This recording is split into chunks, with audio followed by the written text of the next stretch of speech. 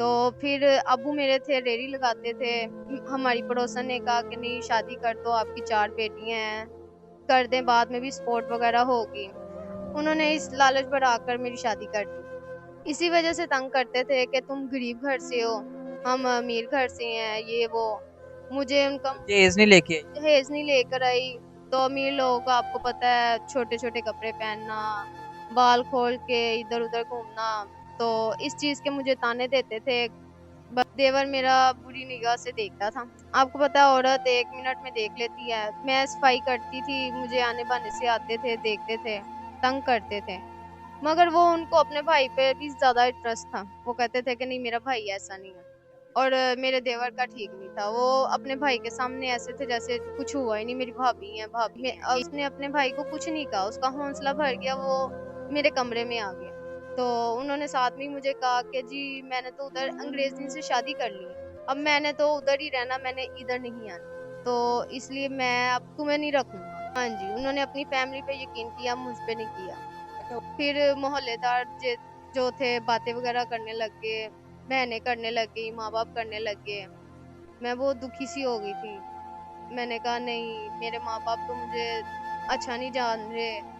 जब मेरे शौहर ने मेरे साथ अच्छा नहीं किया, मेरे ससुराल वालों ने अच्छा नहीं किया, तो अपनों से क्या उम्मीद लगाई जा सकती है। आप यकीन करें, ये जो पीरे भी हैं ये मैंने किसी से लिए हैं बैठने के लिए। मेरे पास कुछ भी नहीं है। मेरे 2 बच्चे हैं, मैं तो उनका दूध बहुत मुश्किल से पूरा करती हूँ काम करके। मैं तो बच्चे छोटे हैं, किसी के पास छोड़ भी नहीं सकती। किराए का घर है, मैं बहुत मजबूर हो रही हूँ। अस्सलाम वालेकुम नाजरीन, मैं आपका अपना मेज़बान ज़ुबैर राजपूत। हमारे साथ 24 साला अनम मौजूद है, जिनका अमीर ख़ानदान में रिश्ता होता है, शादी होती है, लेकिन फिर भी अपने 2 बच्चों को लेकर किराए के मकान में दर-बदर धक्के खा रही है। ये सारा माजरा है क्या? इन्हीं की ज़ुबानी इन्हीं से जानते हैं और बात करते हैं। अस्सलाम वालेकुम। वालेकुम सलाम।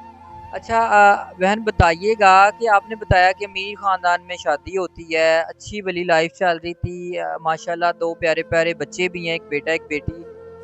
तो ऐसा क्या हुआ कि आपने अपना हँसता-बसता घर छोड़ दिया? ये सारा क्या माजरा है? हमारी पड़ोसन थी, एक दिन वो आई हमारे घर रिश्ता लेकर। तो उन्होंने कहा कि हम रिश्ता है, मीर तरीन घर का है। अमीर ख़ानदान का रिश्ता लेके आई हैं आपके घर? हाँ जी, अमीर खानदान से रिश्ता लेकर आए। तो मेरी अम्मी ने कहा कि हमने नहीं करना, ज्यादा अमीर हैं। तो फिर अब्बू मेरे थे रेड़ी लगाते थे। हमारी पड़ोसन ने कहा कि नहीं शादी कर दो, आपकी 4 बेटियां हैं, कर दें, बाद में भी सपोर्ट वगैरह होगी। फाइनेंशियली आपको सपोर्ट करेंगे वो? जी, उन्होंने इस लालच बढ़ाकर मेरी शादी कर दी। मेरी शादी भी हो गई। मैं अपने मियाँ के साथ खुश थी, खुश थी। नहीं, जब आपकी शादी हुई है तो को आपके जो माँ-बाप हैं, को थोड़ा बहुत जहेज़ वग़ैरह भी दिया? नहीं, नहीं दिया था, कुछ भी नहीं दिया था। तो मेरे जो ससुराल वाले थे वो मुझे तंग करते थे कि तुम कुछ नहीं लेकर आई। नहीं, तो जब आपने बताया कि आपकी जब शादी हुई है, आप अपने ससुराल चली गई, निकाह हो गया, सारा कुछ हो गया, तो आपके जो ससुराल वाले तंग क्यों करते थे? इसी वजह से तंग करते थे कि तुम गरीब घर से हो, हम अमीर घर से हैं, ये वो। मुझे उनका दहेज नहीं लेके आई? दहेज नहीं लेकर आई। कुछ उनका माहौल पहले ही मुझे नहीं अच्छा लगता था। हम गरीब घर से तरह है थे, तो जो है ना, माहौल का क्या फ़र्क था? क्या आपको तब्दीली नज़र आती थी माहौल में? तब्दीली यही नजर आती थी। हम गरीब लोग इज्जतदार लोग हैं, तो अमीर लोगों का आपको पता है, छोटे छोटे कपड़े पहनना, बाल खोल के इधर उधर घूमना। तो इस चीज के मुझे ताने देते थे। बस यही थी। मेरे मियाँ ये कहते थे कि घर वाले जो मर्जी कहते रहे, मैं तो आपको ठीक रखता हूँ ना, मैं तुम्हारे साथ ठीक हूँ। मैंने उनके कहने पे कहा कि चलें ठीक है, मैं ठीक हूँ। नहीं, जब आपका रिश्ता गया था तो आपके जो ससुराल वालों को पता ही था कि गरीब फैमिली है, तो आप कहते नहीं थे कि आपको पहले ही पता था? जब आपने रिश्ता मांगा था तो आपको मेरे माँ बाप ने पहले ही कुछ कहा था, हमारे बेटे के सिवा हमारे पास कुछ भी नहीं है? कहा था। तब तो वो मेरे शौहर ये कहते थे कि मैंने लड़की से शादी करनी है, तो वो पसंद करते थे। नहीं, तो जब रिश्ता आपकी पड़ोसन ने बताया तो जो आपके शौहर थे वो कैसे पसंद करते थे? पहले कोई मिले हुए थे आप या जानते थे आप? मैं स्कूल जाती थी, स्कूल जाती थी, उन्होंने कहीं मुझे जाते आते देखा था। रास्ते में कहीं देखा तो पसंद कर? जी, रास्ते में देखा और पसंद कर लिया। अच्छा, उसके बाद जब आपकी शादी हो गई, आप अपने घर रह रही हैं, आपके शौहर का रवैया आपके साथ ठीक है, फिर आपने ये बताया कि माशाल्लाह पहले साल में अल्लाह पाक ने आपको एक बेटी से नवाज़ा, बेटी नेमत अता की, तो आपकी लाइफ बिल्कुल स्मूथ चल रही थी। थोड़े बहुत इख्तलाफात आपके जो ससुराल वालों की तरफ से, सास की तरफ से थे, तो अगर आपके खामद आपके साथ ठीक रह रहे तो मेरा ख्याल है कि ये भी इतनी बड़ी मसला नहीं होता। तो आपकी जो शादी उसमें बिगाड़ कब पैदा हुआ? कैसे आपके जो शौहर के आपके ताल्लुकात खराब हुए? मेरे शौहर मेरे साथ ठीक थे, बस उनका मसला हो गया, उनको बाहर जाना पड़ा। वो यूरोप कंट्री में बाहर चले गए काम के सिलसिले में, तो जल्दी जाना पड़ गया उनको, चले गए। उन्होंने कहा था कि मैं उधर जाके आपको भी बुला लूँगा, मगर वो उन्होंने मुझे नहीं बुलाया। मैं अपने ससुराल वालों के साथ ही रहती थी। तो मेरे मियाँ फिर उधर काफ़ी अरसा रह पड़े। बिल्कुल, ज़ाहिर बात है काम के सिलसिले में 2-3 साल या 4 साल के लिए वो बाहर गए थे। तो आप जब पीछे से घर रह रही थी तो आपके जो ससुराल वाले उनका रवैया ठीक था आपके साथ? नहीं, उन्होंने मुझे काम वाली बना के एक किस्म का रख लिया था। मुझसे काम लेते थे। साँझ जो थी वो बहुत ज़्यादा ज़ुल्म करती थी। ये भी करो, काम वग़ैरह। मेरे पास मेरी बेटी थी, मैंने उसको भी सँभालना होता था।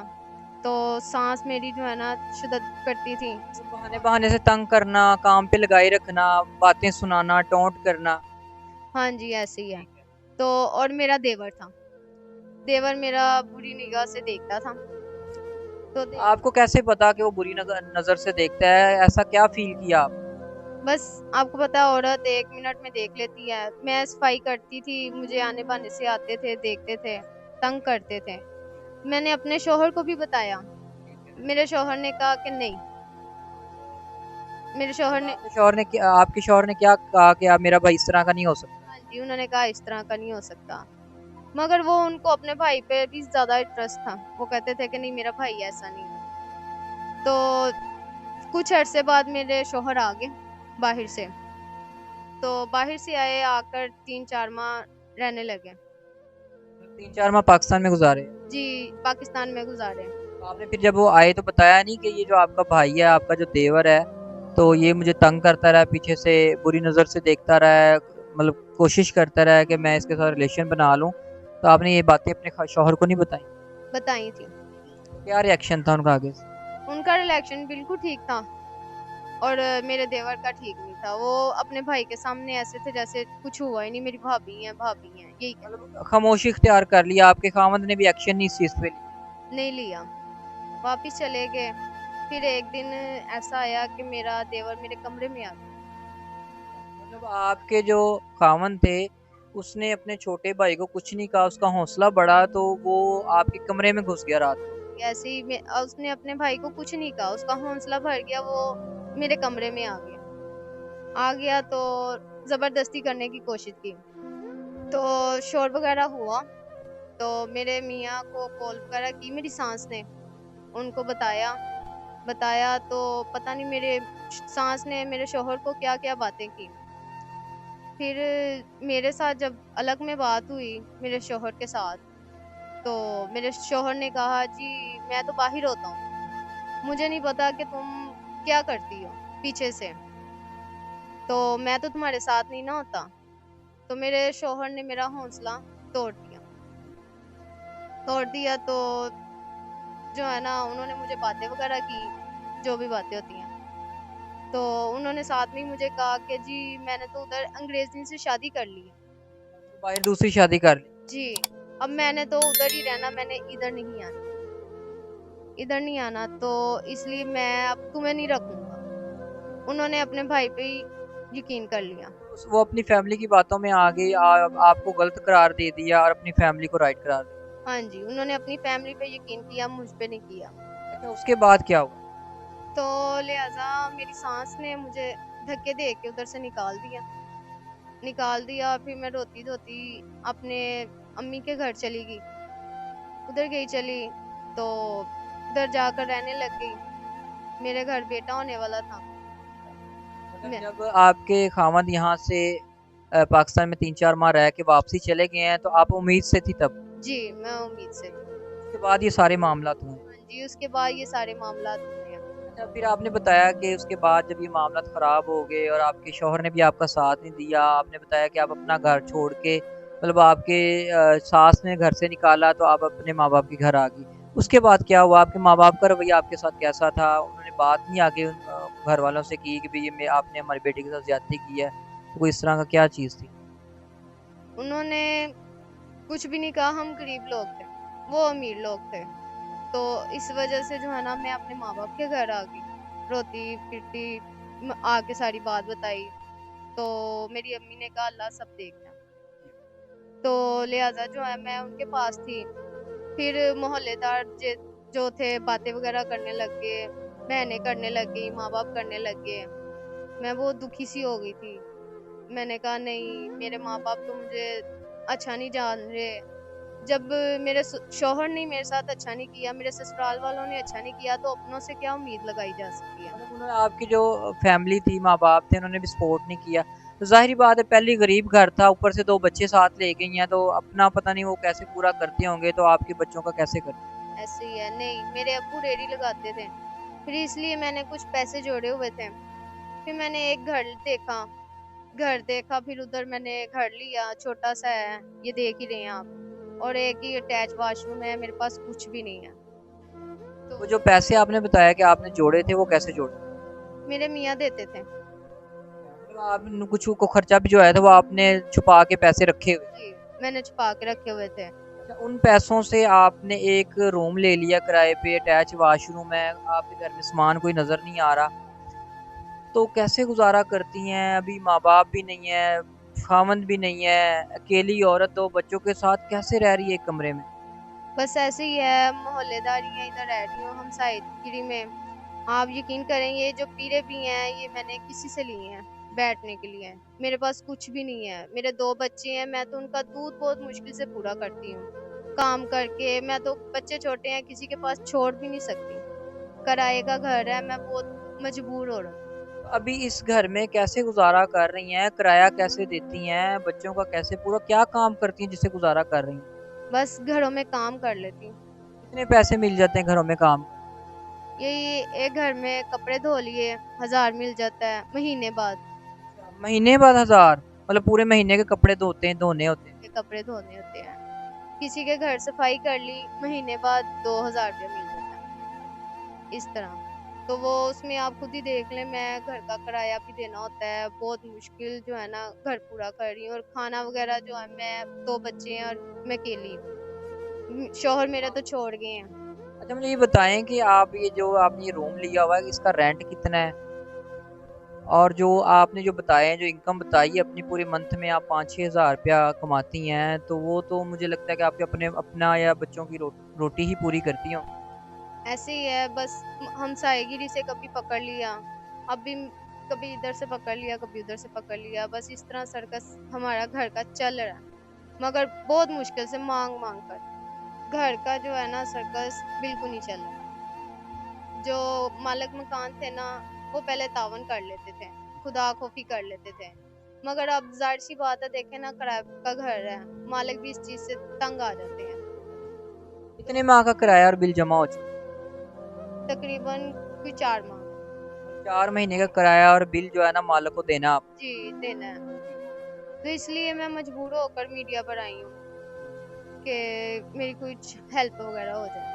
अच्छा, मुझे ये बताएँ कि आप माशाल्लाह 24-25 साल उम्र है, उम्र भी कुछ ज़्यादा नहीं है, 2 बच्चे हैं आपके, माशाल्लाह यंग हैं, खूबसूरत हैं, जवान हैं।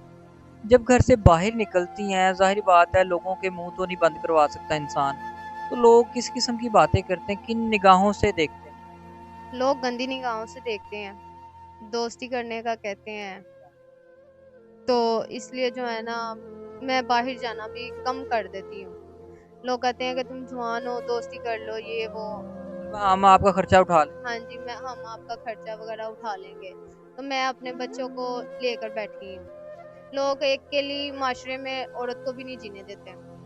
अच्छा, मुझे आप ये बताएँ कि आपकी जो वीडियो है ना ऑल ओवर पाकिस्तान में चल रही है, लोग देख रहे हैं, पूरे वर्ल्ड में चल रही है, ओवरसीज़ पाकिस्तानी देख रहे हैं और माशाल्लाह अल्लाह पाक ने लोगों को बहुत दिया हुआ है। तो ज़ाहिर बात है अब आपका सहारा कोई नहीं है, बच्चे भी 2 हैं और मैं समझ सकता हूँ कि आप इस महँगाई के दौर में किन मुश्किलात का सामना है। लोग भी उल्टी-सीधी बातें करते होंगे, ऑफ़रें करवाते होंगे। बच्चों का भी ज़ाहिर बात आप दूध नहीं पूरा कर पा रही, खाना नहीं पूरा कर पा रही। तो अगर आपकी वीडियो देख के कोई पाकिस्तानी ओवरसीज़ पाकिस्तानी कोई राब्ता करे, वो कहे जी मैं आपके लिए जो आपके जितना भी कर्ज़ है वो अदा कर देता हूँ, किराने वाले के हैं वो भी अदा कर देता हूँ, आपके लिए घर का बंदोबस्त भी कर दे, आपके बच्चों के लिए भी आपके सारा खर्चा उठाए, ज़िम्मेदारी उठाए। लेकिन वो ये डिमांड रख दे जी मैं आपसे शादी करना चाहता हूँ, ठीक है? तो फिर आप क्या सोचती हैं, क्या कहेंगी इस बारे में? जी, मैं शादी जो है ना अभी शादी के बारे में नहीं सोच सकती। मेरे छोटे-छोटे बच्चे हैं, मैं अभी उनके खाने-पीने का लेकर सोची पड़ी होती हूँ।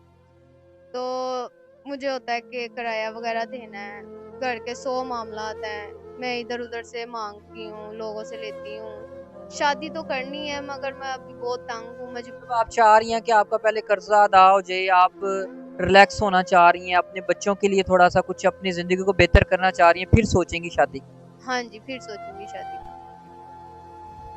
जी नाज़रीन आपने 24 साला अनम की सारी कहानी जान ली है, परेशान है, बात भी सही से नहीं उनसे हो पा रही और बच्चे नाज़रीन हमारे सामने फ़र्श के ऊपर एक कपड़े के ऊपर सो रहे हैं, लेटे हुए हैं। और एक माँ का दुःख के भूखे बच्चे घर में मौजूद हों, जिनके पास खाने के लिए कुछ ना हो, तो वो जो दर्द है वो एक माँ ही फ़ील कर सकती है। मैं आपको ये बता नहीं सकता ये दर्द और तकलीफ़ कि ये किस तकलीफ़ में हैं, किस उसमें तकलीफ़ से गुज़र रही हैं। नाज़रीन वीडियो पे इनका नंबर चल रहा होगा, आप इनके नंबर पे राब्ता कर सकते हैं, उस पे ईज़ी पैसा या जैज़ कैश बना हुआ है। आपके पास जो नंबर आपने बताया हमने आपको कहा था आप अरेंज करें, उस पे कोई ईज़ी पैसा या जैज़ कैश बना हुआ है? मेरे पास तो मोबाइल नहीं है, हमारे हमसाए हैं, वो उनके भाई हैं, उनके पास है जैश कैश मोबाइल, अच्छा, तो ठीक है, उनके नंबर पे ही व्हाट्सएप वगैरह जैश कैश बना हुआ है। ठीक। तो नाज़रीन स्क्रीन पे नंबर चल रहा है वो रिक्वेस्ट करेंगे इनके हमसाए पड़ोसी से भी कि वो नंबर चंद दिन के लिए इन्हें दे दिया जाए ताकि आप इनके साथ राब्ता कर सकें और इनकी हेल्प कर सकें। उस नंबर पे ईज़ी पैसा जैज़ कैश बना होगा, आप उस नंबर पे राब्ता करके इनकी हेल्प कर सकते हैं। इसी बात के साथ अपने मेज़बान को इजाज़त दीजिएगा, अल्लाह ने के बाद।